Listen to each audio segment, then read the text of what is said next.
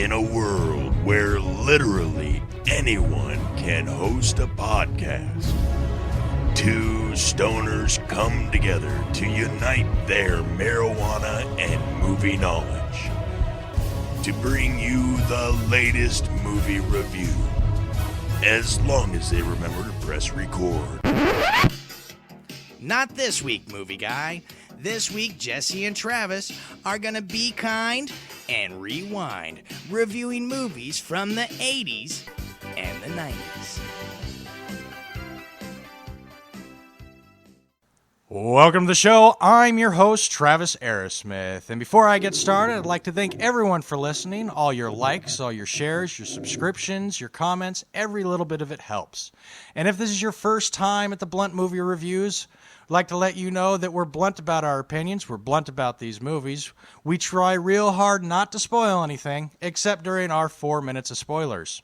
We're not here to jerk you off. We're not here to jerk off Hollywood. We may be a couple of jerk-offs, but not when it comes to movies. Unfortunately, my co-host is not here again this week. I couldn't think of any excuse off the top of my head, but I'm sure it's something fun and good. But joining me up on the Blunt stage is a special guest. We'd like to welcome him back, comedian Manfred Hein. Yes, sir. Glad to be back. Excited for the Blunt Movie Reviews again. Thank you for having me back, Trav. I appreciate it, man. I like being on here. Oh, it's a blast having you over.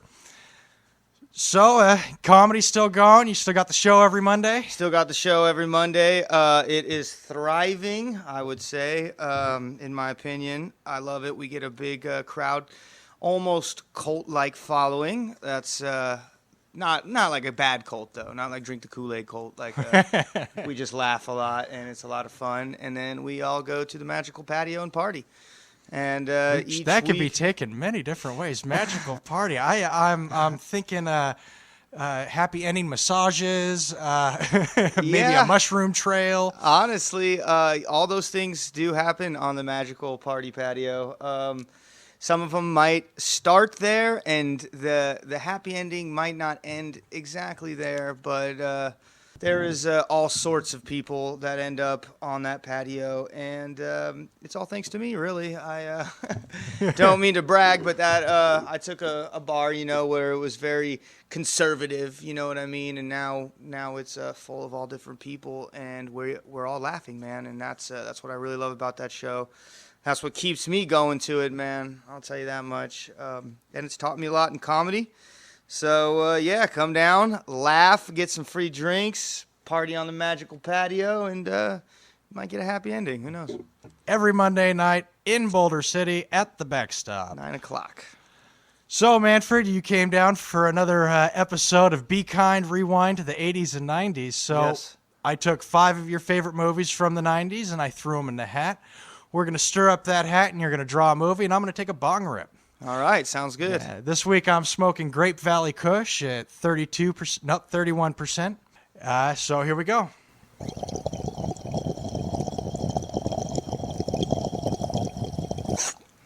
All right, what movie did you choose for us this week, Manfred? The movie that came out of the hat today is our 90s favorite, Biodome. That's what I pulled. 1996 Biodome, directed by Jason Blum, starring Pauly Shore, Stephen Baldwin, Joey Loren Adams, William Atherton, Rose McGowan, Jack Black, and Kyle Gass. I'm surprised that Jack Black and Kyle Gass made it on that. They were only in there for like 2 seconds, remember? I know, but I put it on there for a reason, and we're going to get to that. Okay. Yes, I had to mention them because first time I noticed they were on there. So yeah. Let's do the movie guy plot and get into it. Okay, but before anything, I do want to say this was one of the worst, probably the worst rating movies I've ever seen on Rotten Tomatoes. It got 4%. 4%. Wow. Yeah. Out of 100%, 4%. Yeah. Oh, wow. Yeah, I don't even know how. I think I don't know. I mean, that's just harsh, to be honest. And on Metacritic, it got 1%. Oh, wow. No one liked this movie except for us, huh? Yeah, well, except for everyone else in the 90s. What do you mean? That was a huge movie, man, I thought. Let's do the movie guy plot. Sounds good. Bud and Doyle are two stoners whose only life ambition is sitting on the couch and getting stoned. But their tree-hugging environmentalist girlfriends have other plans that are non-couch related. Until Bud and Doyle unintentionally get themselves trapped inside the Biodome with a group of environmentalist scientists for 1 year. Now they must learn how to sustain their environment and help complete this scientific experiment. In theaters January 12th, 1996. So, Manfred, like I said, this came off of one of your 90s lists. So why is Biodome one of your favorite movies? Again, just like I'm gonna say, just like the last ones, just about everything in my 90s list that comes back a little bit. There's always a lot of nostalgia that has to do with these movies. I guess I could have went back and tried to find the best one, but of course I remember Biodome as a pinnacle just of the 90s, like, It was very 90s. Yeah, that's what I'm saying. Like, that's what I love about it. Like, it was just so 90s that when I watch that movie, it's almost like I remember wearing the sex beads, you know what I mean? And I remember wearing like the Mardi Gras ones, not the anal bead ones. Yeah, right? yeah. Well, I don't know. Remember they were like the metal ones though. Yeah. Okay. I know what you're talking about. Yeah. So like those, and then I remember, when I watch that movie, I can feel my bowl cut. You can feel your ball cut. Yeah, I can just feel my bowl cut. So, and that's a huge part of it for me because those were different times, Those were actually, to me, that's why the 90s are going to always hold like a real close part of me. I know I wasn't old in the 90s or whatever. I wasn't in college, so maybe that movie didn't have the same thing for me, but it's like, if you think about it, that was the last time before like the internet really blew up. Like, I know we had it and everything, but like, you know what I mean? Yeah, AOL was just starting to become a thing. Yeah, exactly. So it's like when I see that movie, I just think like, okay, like this is almost a piece of history, you know what I mean? And just it was a wild good time, The 90s were great. Well, I do have a couple facts that I think will blow your mind about this movie. Okay. This movie was originally written and intended to be the third Bill and Ted movie. What? Yes, but Keanu Reeves and Alex Winter saw the script and was like, no. Yeah, dude. All right, that's interesting to think about that. But it's like Bill and Ted. Now that was pretty 90s too. I remember getting that movie for free when you order pizza from Pizza Hut. Ah, shit. But don't they like go back in time and stuff in that movie? In Bill and Ted, yeah. So I really don't. That's probably why they turned it down. Yeah. And it's Keanu Reeves, man. Well, no. Alec Baldwin went to Stephen Baldwin after he heard he accepted the movie and told him not to do it. That would be the single worst career-ending decision he could possibly make, which I think's funny that Alec Baldwin thought Stephen Baldwin had a career. Right. Because he really didn't have much. I don't know. Like, see, now I need to watch this movie again because maybe I just need to watch it now and just to see how really awful it is. I know it's awful. I know it is. I know it's, obviously like a lot of slapstick, funny stuff. That's the crazy part about nostalgia. You know what I mean? Like, a lot of people, I haven't seen a lot of movies, right? So, like, a lot of people are always like, oh, you should watch this movie, you should watch that movie. And then, like, I'll go watch it, and I'm like, yeah, you guys pumped that up way too much. You know what I mean? Like, I'm like, I understand. You saw that in a pinnacle moment of your childhood, so you have sentimental value. You know what I mean? Like, it has a sentimental value to you. But when I go and watch it, now I'm like, that movie is all right. You know what I mean? I know exactly what you Yeah. mean. My co-host Jesse, he talked up the movie Snowpiercer, starring Chris Evans. Okay. And I mean, he talked it up so much that when I finally watched it, I was like, it's okay. Yeah, exactly. So I understand what you mean by that. Yeah. And the reason I put Jack Black and Kyle Glass is because they perform in a band called Tenacious D. Yeah. But this is probably my second favorite movie of Jack Black, because I do not like Jack Black. I do not think he's funny. School of Rock was great. That was perfect for him. That was a great movie. We're going to have but problems. He's done a lot of crap. Hallow Shall was a shitty movie. Okay, yeah, that wasn't the best one either. His character was entertaining in Tropic Thunder, but most his movies are crap. What about, okay, it was a little corny too, but what about, have you seen Jumanji? I haven't seen the new one, but Okay. I want to. But Yeah. once again, he's not the star.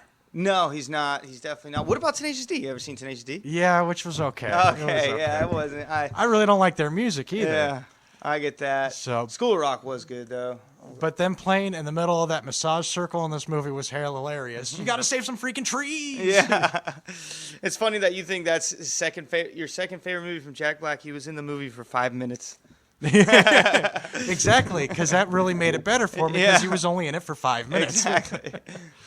So the Biodome where they actually go is an actual place, but it's not in Arizona because that's where they portrayed it in the movie. Oh, where It's is it? actually in Nevada? Van Nuys, California. Oh, okay. Wow. It's the Donald C. Tillman Water Reclamation Plant. So it's a real place. I'm gonna go start visiting these places. We found out Pride Rock is real. Biodome's real. That's awesome. Yeah, you can go to Pride Rock, go find a little lion cub, and go stand up there and hold him. Biodome, I mean, you break into Van Nuys. I stayed there for a Reclamation. year and Yeah. ruined a lot of shit. You got everything, the fruit, everything, you know. Yeah. And if Pauly Shore did his job right, there's a weed plant in there somewhere too. Yeah. Purple sticky punch. That's what you should have spoke to this episode. Purple sticky punch. If I could have found it, I would have. So we're gonna go into dependable, expendable. We heard who was dependable. Now let's find out who was expendable. So expendable, we know who was dependable, who got the movie job, but there was other people up for the role that turned it down, or the studios decided they didn't want. I already said Keanu Reeves and Alex Winter, but also Turned it down. Yeah, they turned it down, and then the script rewritten, and Dana Goud and Harland Williams were supposed to be the stars of it, and they turned it down. Well, I think it's funny that that they went with Pauly Shore and Stephen Baldwin, yeah. some other guy. Well, that was was he ever in another movie, you think? He did a few movies. He did a movie with Lawrence Fishburne, I want to say 96. It was called Fled. He's a computer hacker that stole a bunch of money from people and got put into prison. And Lawrence Fishburne's a Fed that was put into prison to get Stephen Baldwin to run and show the feds where the money is. Oh wow, that's actually kind of a cool plot. It was bad. It was bad. Yeah, movie, but I enjoyed it. I've watched it a few times. I actually watched it recently because I enjoy the movie. The Not to 90s. say it was good by any means. Yeah, but you just rewatched it. Yeah, back when hacking was probably easy. So let's roll on into our 4 minute of spoilers. So after the intro to the 4 minute spoiler warning alert, if you don't want to hear the spoilers for this movie, skip ahead 4 minutes and you'll avoid it all. But otherwise, we'll start soon as the music ends. Warning, warning, warning, warning, warning, warning, warning, warning. Warning, this is your spoiler alert. For the next 4 minutes, the hosts may be talking about the plot in depth. They may spoil the movie, they may spoil the middle, they may spoil the end. This is your spoiler alert. Warning, warning, warning, warning, warning, warning, warning, warning. So this movie starts off with Bud and Doyle. Bud and Doyle, two couch-driven guys that have two activist girlfriends that want to go out and save them. The planet. Yeah, save the planet, but they just want to free the mahi-mahi, stay on the couch, enjoy TV. So the girls go out and they go to another activist rights and save the environment function, and they call their boyfriends, Bud and Doyle, to tell them that they're going to Vasquez Lakes with a couple of fellas, grape smugglers, some swimmers. Yeah. And so Bud and Doyle, they get pissed off, they get jealous, so they go to Vasquez Lake, not knowing Vasquez Lake is all dried up. So they go up, make that trip for nothing. The girls are kind of laughing at them, trying to prove a point to them. So on their way back, they decide to stop and use a toilet tree, drain the lizard, take a piss, and they think it's an opening of a new mall. So they go in, and they get locked in. Turns out it's the Biodome. It's a scientific project to see if they can sustain homeostasis for 1 year. Kind of hard to do with these two fuck-ups on the loose. First thing they do is piss in the water. Yeah. So they get locked in there. Now they have to share food and living space with these scientists. But luckily, somehow, they brought seeds with them. Weed seeds. I don't know why they were just carrying around weed seeds. So they're partying, they're running amok, and really making these scientists pull out their own hair. They're pissed off. They don't even want them in here, but they have to. It's more of a test on the scientific project to see if they can sustain homeostasis. Homeo life. Then, then they just keep screwing it up. They get banished to the desert. Remember that? Yeah, they get banished to the desert, and they find the key to the outside world. Open it up and invite all these people to... College party. Yeah, a giant college party. They're treated like kings, being brought in on people's shoulders. They're trashing the Biodome. Just trashing. Their girlfriends come in and go, look, you fucked it up. We don't want to be with you. This shit's shitty. That's a fucked up thing to do. So... they kick everyone out, and they get their act together, they clean up, they lock it up, and they got to fix it. More of a real experiment on fixing our planet. So, meanwhile, they're growing weed, they're bungee jumping from the ceiling, they're having a good time, they're trying to fool around with Petri Dish and Momo. Yeah. No, Momo was their real girlfriend. A couple of the girl scientists right. in there, they're trying to party with them a little bit, they got a hot tub going. Yep. And... they fix everything, and they're accepted back by the scientists, except for the main scientist, which he kind of loses his mind. Bud and Doyle push him over the edge, and he comes back with a vengeance. But it all gets solved. They get him knocked out, and it's good. And they get released. Bombs don't explode. But one of the things I really like about this movie is, they grow the weed to try to provide more oxygen, but when they're trying to sell the scientists on letting them grow weed, and they put so much work into this presentation, they got their tie-dye jump-up uniforms, and they got their whiteboard or their white giant pad of paper that they're flipping, and they go to the reasons that they think it should be good to grow the weed in there.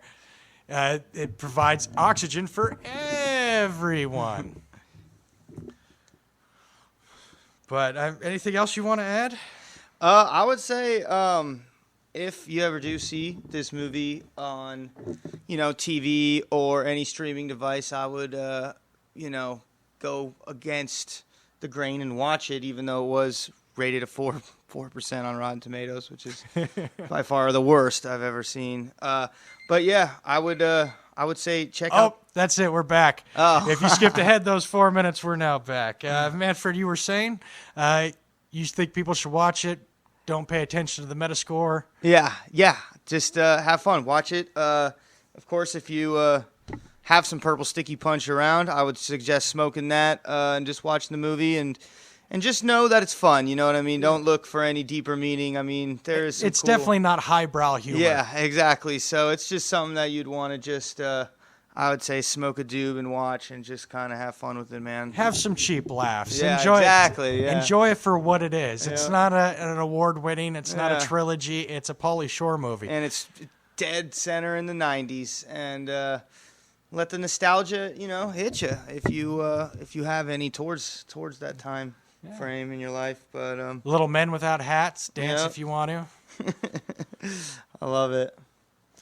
So that's going to bring us to the end of our show. We want to thank everyone for listening, sharing, subscribing, commenting. I appreciate everything once again. If you want to find me, I'm on Twitter at TravLetSmoke. You can find me on Facebook at Blunt Movie Reviews. YouTube at Blunt Movie Reviews. You can email me at thebluntmoviereviews@gmail.com. Manfred, where can they find you to look for where you might be doing a comedy show or what's going on at the Backstop? Right now, I'm only on 2 platforms. I'm on Facebook, Manfred Hein, ManfredHein, and then that's Facebook. And then I'm on Instagram at Mr. Manfred, MistaManfred, no space. You can find me on any of those. You can get a hold of me on any of those. And also, for if anyone's in the Las Vegas area and wants to check out the show that I run every single week, the show I built from the ground that is gaining a lot of followers and attention. It's Backstop Comedy Night on Facebook. Go check that out. We have the flyers up every week.